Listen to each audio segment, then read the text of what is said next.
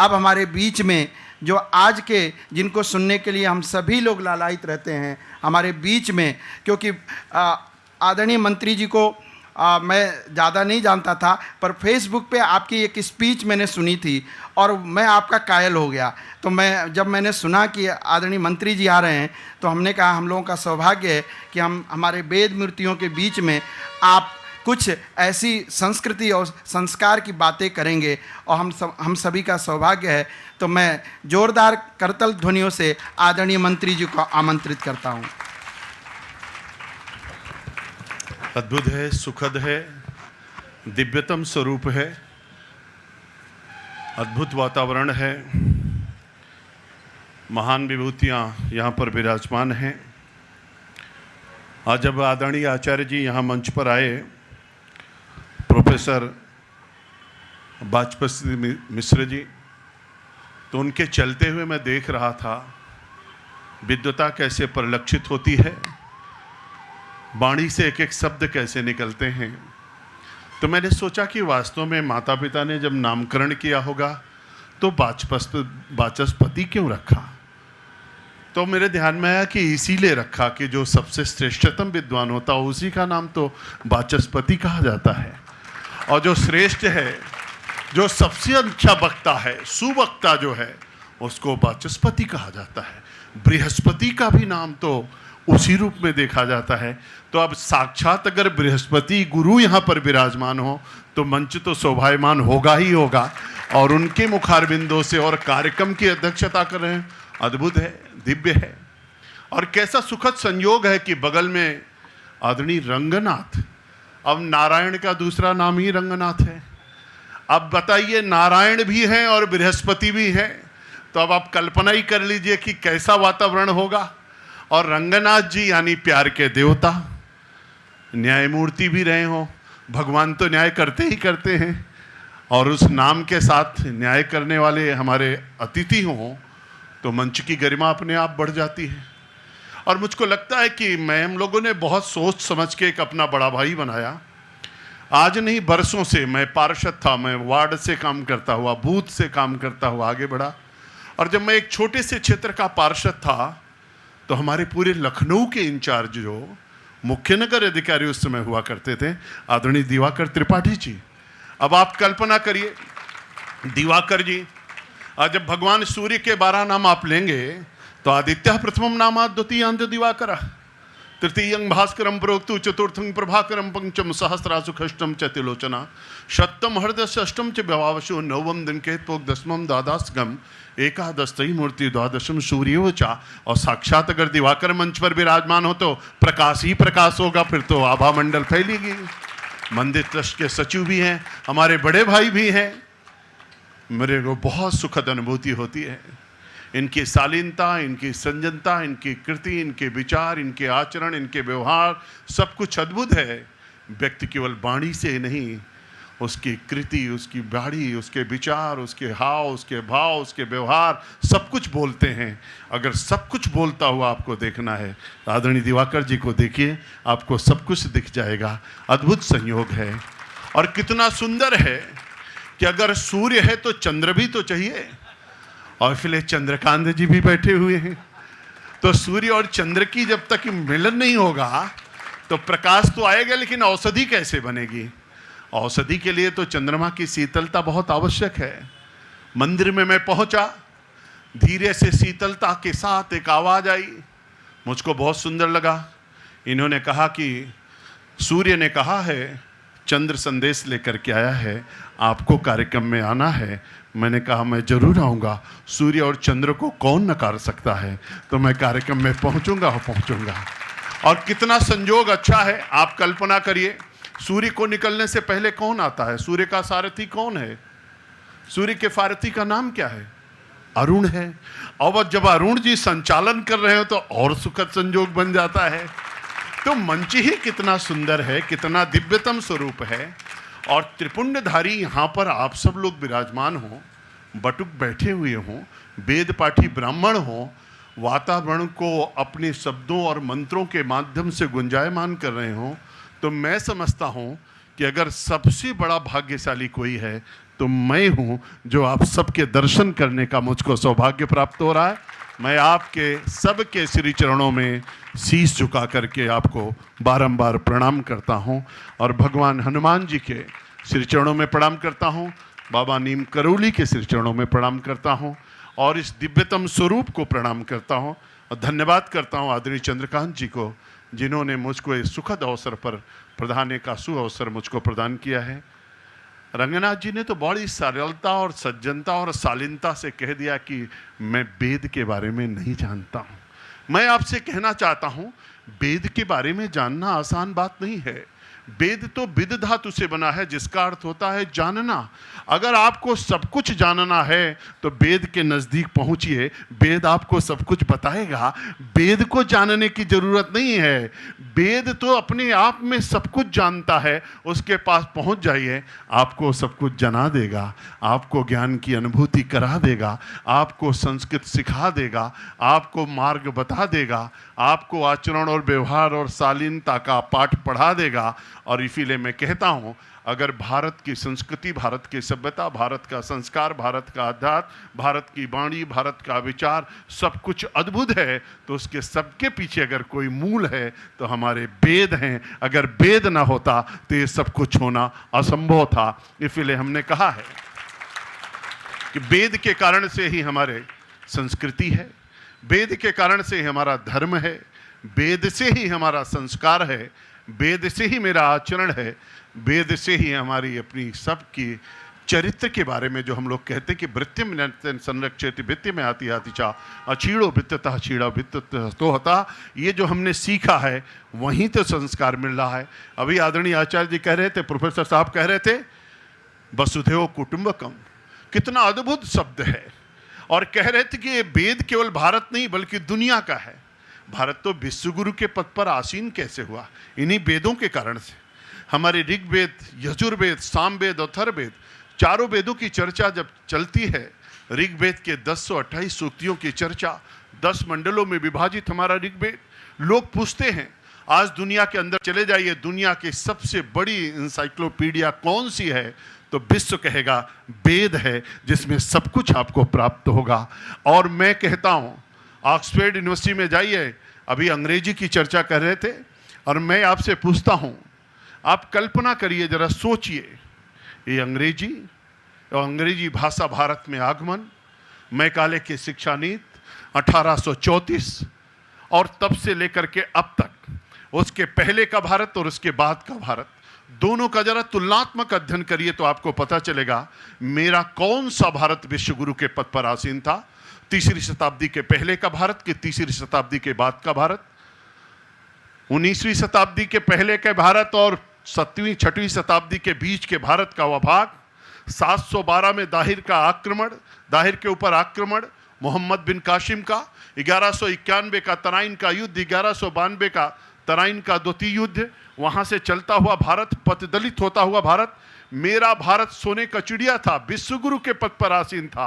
वो कौन सा भारत था? वो जब वेदों वाला भारत था, तभी तो विश्वगुरु के पद पर आसीन था, तभी सोने का चिड़िया था। जब संस्कृत वाला भारत था, जब संस्कारों वाला भारत था, लोग कहते हैं भाषा का उद्गम कैसे हुआ?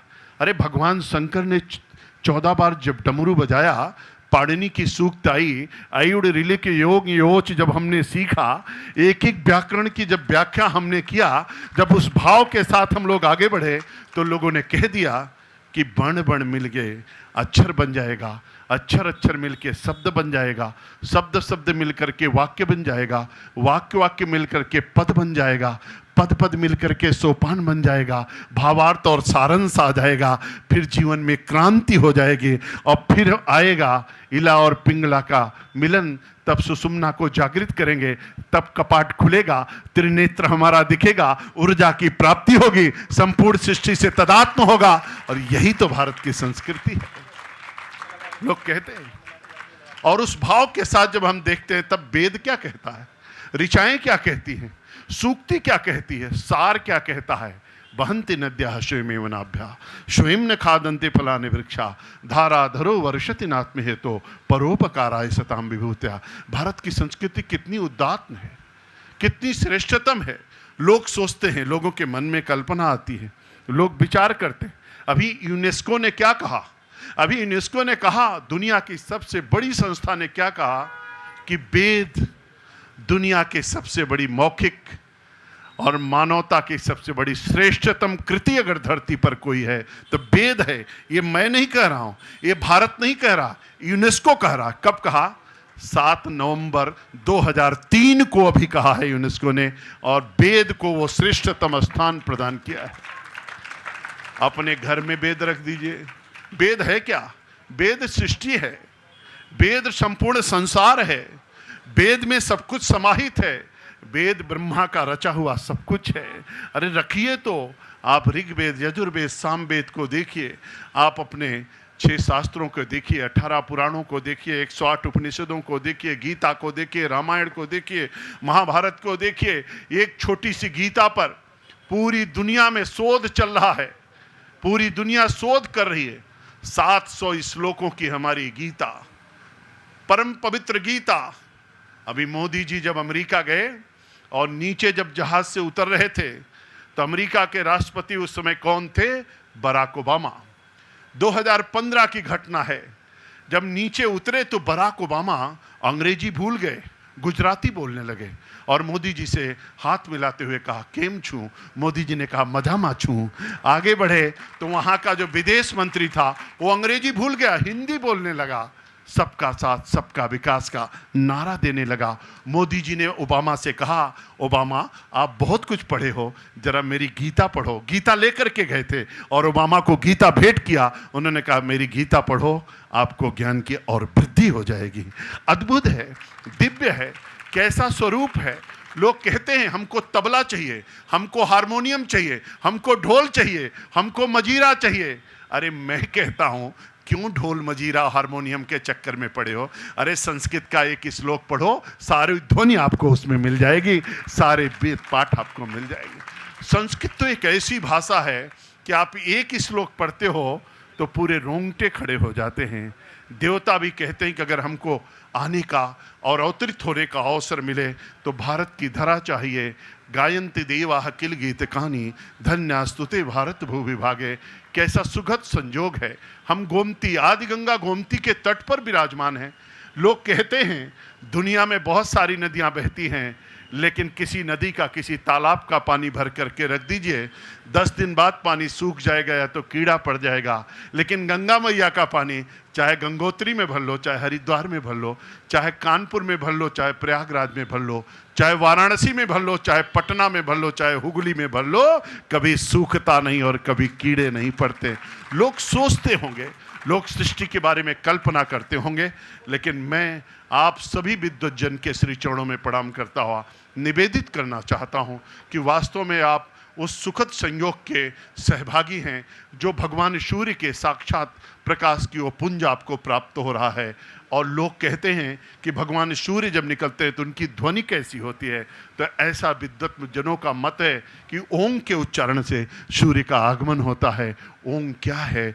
ओम ही तो सृष्टि के संपूर्ण विधा का वह समागम है जिसमें सब कुछ समाहित है। मैं समझता हूँ कि मोदी जी और योगी जी, अभी हमारे आदरणीय संस्कृत संस्थान के अध्यक्ष यहाँ पर विराजमान हैं, इन्होंने बहुत अच्छी कोशिश किया। अब की बार के बजट में बहुत अच्छा प्राविधान भी हुआ है। इतना सुंदर काम होने जा रहा, चिंता मत करना।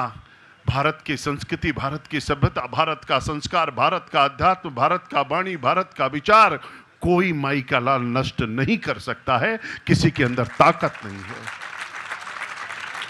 पतदलित कर सकता है, पतदलित कर सकता है, कोशिश कर सकता है। अगर कर सकते तो इतने बरसों तक लोगों ने राज किया, कर लिए होते, तब नहीं कर पाए, अब क्या कर पाएंगे। और इसलिए आज मोदी के राज में और योगी के राज में कोई सोचेगा तो निश्चित रूप से संस्कृति भी, संस्कार भी, धर्म भी, विचार भी, अध्यात्म भी प्राथमिकता पर होगा। इसीलिए तो मेरी अयोध्या मुझको वापस मिल गई। जो अयोध्या चली गई थी, अयोध्या के जगह पे फैजाबाद हो गया था, आज हमको अयोध्या वापस मिल गई। ऋग्वेद में ढूंढो, आप लोग तो वेद पाठी हो, ऋग्वेद में पूछो, ढूंढो, गूगल से पूछो, ऋग्वेद, यजुर्वेद, सामवेद, अथर्ववेद, गीता, रामायण, महाभारत में पूछो क्या आपको कहीं इलाहाबाद मिलेगा? आपको प्रयागराज हर जगह मिलेगा, इलाहाबाद कहीं नहीं मिलेगा। आप ढूंढो, आपको कहीं अयोध्या मिलेगा, आपको कहीं फैजाबाद मिलेगा? नहीं मिलेगा, अयोध्या मिलेगा। तो मेरी अयोध्या मुझको मिल गई और मेरा प्रयागराज मुझको मिल गया। लोग कहते थे कि जब कुंभ में स्नान होता था तो कुंभ के स्नान के समय देवता लोग पुष्प वर्षा करते थे। आप लोग सोचते थे क्या वास्तव में करते थे? आज आपने देखा होगा योगी और मोदी के राज में पुष्प वर्षा हो रही है। अब संगम पे स्नान हो रहा है, हेलीकॉप्टर पुष्प वर्षा कर रहा है, अब कांवरिया चल रहा है तो डीजे भी बज रहा है, गायन भी हो रहा है और पुष्प वर्षा भी हो रही है। सब कुछ बदल रहा है तेजी के साथ। लोग कहते थे अयोध्या में भगवान राम का मंदिर कैसे बनेगा? आप चिंता मत करो, आपकी मंत्र में बहुत ताकत है, आपके वेद में बहुत ताकत है, आपकी चीज़ों में बहुत ताकत है। आपका एक मंत्र उच्चारण करेंगे, दुनिया कहाँ से कहाँ चली जाएगी। अरे मंत्रों की शक्ति को पहचानने की आवश्यकता है। वो तरंगे जो बनती हैं, वो जो वेव्स निकलती है, शब्द कभी नष्ट नहीं होता। शब्द तो ब्रह्म है और ब्रह्म कभी कहीं जाता नहीं है। उस तेज पुंज के कारण से ही सब कुछ सुगम होता जा रहा है। लोगों ने कहा कैसे बनेगा? भगवान ने कहा आप लोग कहते हो कि अयोध्या आ जाइए, श्री राम जी आते कोई नहीं, कृपा करते नहीं। उन्होंने कहा कैसे कृपा करूं? मेरी अयोध्या अब है नहीं, जिस अयोध्या में मैं था वहां पर फैजाबाद हो गया। तो महाराज जी ने कहा, योगी जी ने कहा, प्रभु आप चिंता मत करिए, मैं जल्दी ही उसको अयोध्या करता हूं। जब अयोध्या हो गई तो भगवान ने दूसरा संदेश भेजा। आप कहते हो कि मैं आ जाऊं, मैं कैसे आऊं? जब मैं लंका से आया था तो मैं पुष्पक विमान से आया था, विमान है नहीं, मैं आऊं तो कैसे आऊं? उन्होंने कहा चिंता मत करिए, मैं अपना हेलीकॉप्टर आपका दिया हुआ भेज रहा हूं। भगवान राम हेलीकॉप्टर से आ गए। उन्होंने कहा मैं कैसे आऊं? जब मैं आया था तो दिया बहुत जलाए गए थे, स्वागत बहुत हुआ था, अब वहां दिया जलता नहीं। योगी जी ने कहा कोई बात नहीं प्रभु, आपने सब कुछ दिया है। उन्होंने वर्ल्ड रिकॉर्ड बना दिया, इतने दिए जला दिए कि कल्पना नहीं कर सकते। जब दिया जल गया, हेलीकॉप्टर तैयार हो गया, अयोध्या बन गई, तो भगवान श्री राम ने प्रेरणा दिया और न्याय विभाग ने, सर्वोच्च न्यायालय ने अपना न्याय सुना दिया और रास्ता साफ हो गया। मोदी जी आ गए, 5 अगस्त को वहां पर शिलान्यास हो गया और भगवान का भव्य श्री राम का मंदिर बनना भी प्रारंभ हो गया। अद्भुत है। देखते रहिए, समझते रहिए, सोचते रहिए, कोई नहीं दुनिया में ताकत है। इसलिए आपकी मंत्र में, आपके वेद में, आपकी ऋचाओं में, आपकी सूक्तियों में, आपके श्रुति में, आपके पाठ में, आपकी संस्कृति में, आपके संस्कार में, आपके धर्म में, आपके आचरण में, आपके व्यवहार में, आपके टीका में, आपके जनेऊ में बहुत ताकत है, बहुत ताकत है। कोई रोक नहीं सकता। एक एक चीज, एक अगर ब्राह्मण, एक वेद पाठी ब्राह्मण, एक कोई व्यक्ति, एक कार्यकर्ता, कोई भी अगर टीका लगा के खड़ा हो जाता है, त्रिपुंड लगा के खड़ा हो जाता है, तो सामने वाले की ताकत आधी हो जाती है। वो आपके साथ आंख से आंख मिला के देख नहीं सकता, इतनी ताकत होती है। आप अपने टीका को पहचानिए, अपने त्रिपुंड को पहचानिए, अपनी शक्ति को पहचानिए, अपने ललाट को देखिए, अपने तेज को देखिए, अपनी ऊर्जा को जागृत करिए, अपनी कुंडलियों को जगाइए, अपने उस भाव की ओर चलिए। ईश्वर क्या है? यही स्वर ही तो ईश्वर है। जिस दिन स्वर बंद हो जाता है, ईश्वर चला जाता है, मृतपाय चीज़ें हो जाती हैं। इसलिए अद्भुत है, सुखद संजोग है, मैं भाग्यशाली हूँ। एक बार पुनः आप सबके श्री चरणों में शीश झुका करके प्रणाम करता हूँ, निवेदन करता हूँ, कभी इस मार्ग को छोड़ने की ज़रूरत नहीं है। हम सब लोग मिल कर के साथ चलेंगे, आगे बढ़ेंगे। Man is born naked as station left. दुनिया में कोई पैदा हुआ नंगे पैदा हुआ, बिना किसी पद के पैदा हुआ, लेकिन भगवान तुलसी ने रामचरितमानस में कहा कि कर्म प्रधान विश्व करी राखा, जो जश करे तो तस फल चाखा। फिर भगवान तुलसी को लगा कुछ छूट रहा है, तो उन्होंने दूसरी चौपाई कही। उन्होंने कहा होई है सो जो राम रचि राखा, को करि तर्क बढ़ावे साखा। भगवान तुलसी को लगा कुछ और छूट रहा है, तो उन्होंने तीसरी चौपाई कही। उन्होंने कहा करही करावें भंजे सोई, उमा राम राम गति लखाना कोई, तीनों चौपाइयों के पीछे तीन भाव था। अभिवादन शीलस्य नित्यम वृद्धो अभिषेविना चत्वारित्र वर्धन्ते आयुर्विद्या यशोबलम। इस भाव के साथ हम लोग चलेंगे, अच्छे से कर्म और साधना के साथ जिएंगे, संस्कारों और संस्कृति के साथ हम आगे बढ़ेंगे। और जैसा कि रामचरितमानस में भगवान तुलसी ने कहा कि प्रातः काल उठ के रघुनाथा मातु पिता ही गुरु नाम ही माता, उस भाव के साथ जिएंगे, निश्चित रूप से सभी सफलताएं हमको प्राप्त होंगी और भारत फिर से विश्व गुरु के पद पर आसीन होगा और दुनिया में आपका डंका बजेगा, कोई रोक नहीं सकता है। यही संस्कृति एक बार फिर से पूरी दुनिया को सिखाएगी। जिसने सब कुछ दिया है वही देगी। आज के इस अवसर पर आयोजक मंडल को मैं एक बार पुनः बधाई देना चाहता हूं, आप सबका अभिनंदन करता हूं और आदरणीय दिवाकर जी हमारे बड़े भाई हैं, उनसे कहना चाहता हूं जब कभी भी कोई ज़रूरत हो आपका यह छोटा भाई तैयार है, हम लोग भी इसमें मिलजुल करके साथ में चलेंगे। बहुत बहुत धन्यवाद, आप सबको प्रणाम, बहुत बहुत धन्यवाद। इसी क्रम में हम अपने आगत अतिथियों से अनुरोध करते हैं कि दूरस्थ आए हुए माननीय वेदमूर्तियों का सम्मान प्रारंभ करें।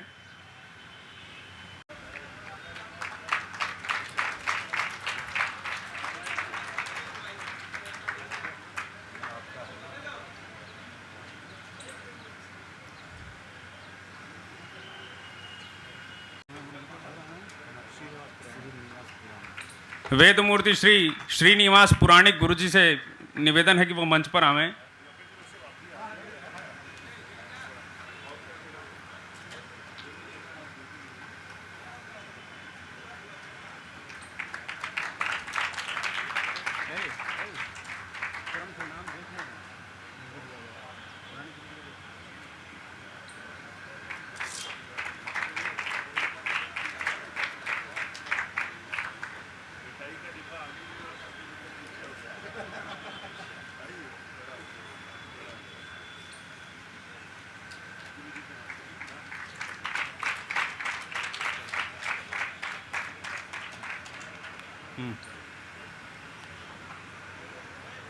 श्री शंकर प्रसाद गौतम जी।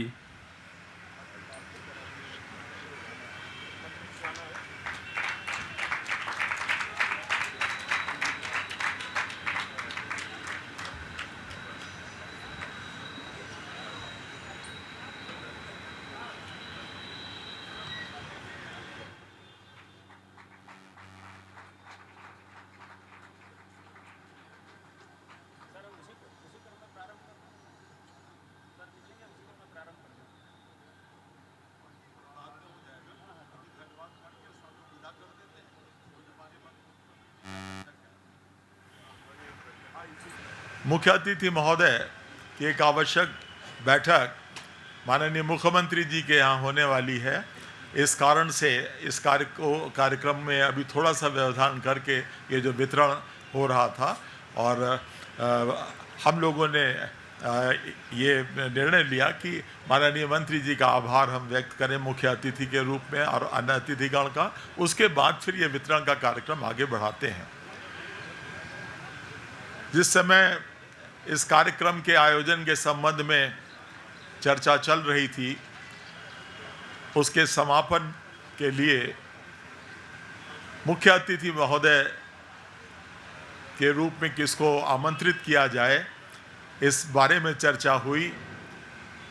कुछ वर्ष पहले मैंने यहाँ खाटू श्याम मंदिर में चैत्र नवरात्र की पूर्व संध्या में एक कार्यक्रम आयोजित हुआ था 9 वर्ष का। उसमें मैंने माननीय मंत्री जी का संभाषण सुना था,